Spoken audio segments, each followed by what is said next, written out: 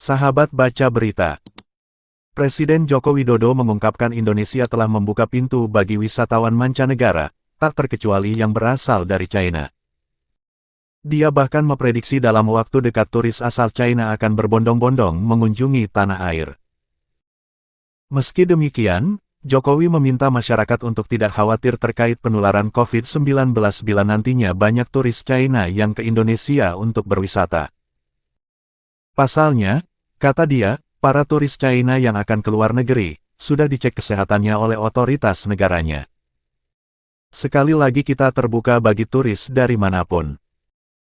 Tapi yang kita lihat yang banyak dari China, kata Jokowi di Bunaken, Sulut, seperti yang dilansir dari kanal YouTube Sekretariat Presiden, Jumat tanggal 20 Januari tahun 2023. Tetapi di Tiongkok sendiri saya melihat yang mau keluar sudah dicek semuanya oleh negara mereka, jadi kita tidak perlu khawatir. Tak hanya itu, Kepala Negara juga menyebut, saat ini imunitas atau kekebalan komunitas masyarakat Indonesia juga sudah baik. Juga imunitas kita ini sudah pada posisi kekebalan komunitas sudah baik, di angka 98,5, tegasnya. Dalam kesempatan itu, Jokowi pun memastikan para turis mancanegara yang masuk ke tanah air tidak perlu melakukan isolasi terlebih dahulu. Enggak, udah enggak ada isolasi, ujar Jokowi. Seperti diketahui, penularan COVID-19 dalam jumlah besar masih terjadi China.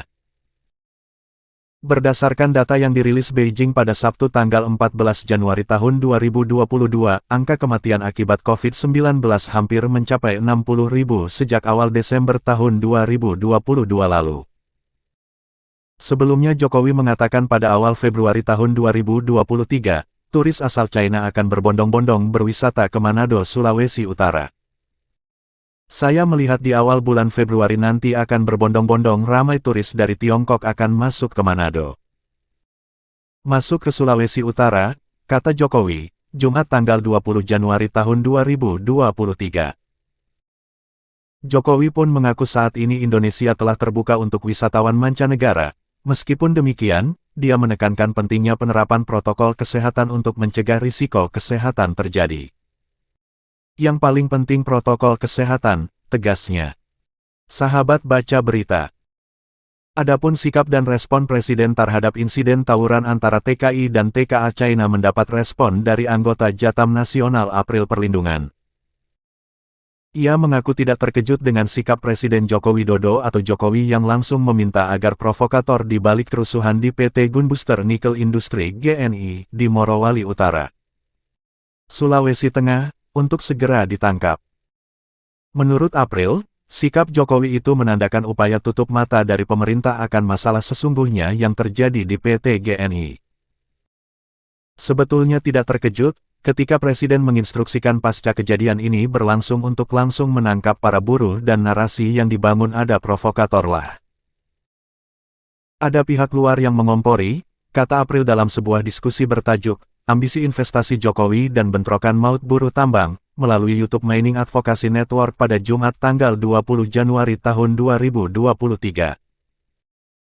April menerangkan menurut informasi yang diterima Jatam, pekerja di PT GNI itu telah mengadukan perusahaan ke Dinakertrans serta pihak lainnya untuk memperjuangkan hak-haknya. Akan tetapi, pengaduan itu tidak pernah ditanggapi.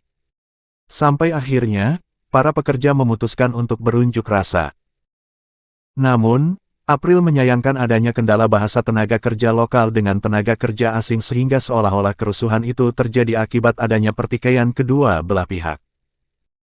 April lantas melihat kalau bentrok antar pegawai tersebut malah dijadikan tameng PT GNI untuk menutupi kejahatan-kejahatan yang dilakukannya. Ia mengungkap kalau PT GNI milik pengusaha asal Cina, Tony Zhou Yuan itu memiliki jejaring bisnis hingga ke Halmahera. Kesenjangan antara pekerja lokal dengan TKA itu disebutkan April memang sengaja dilakukan oleh PT GNI. Ia khawatir kalau tindakan PT GNI itu juga dilakukan di daerah-daerah lain.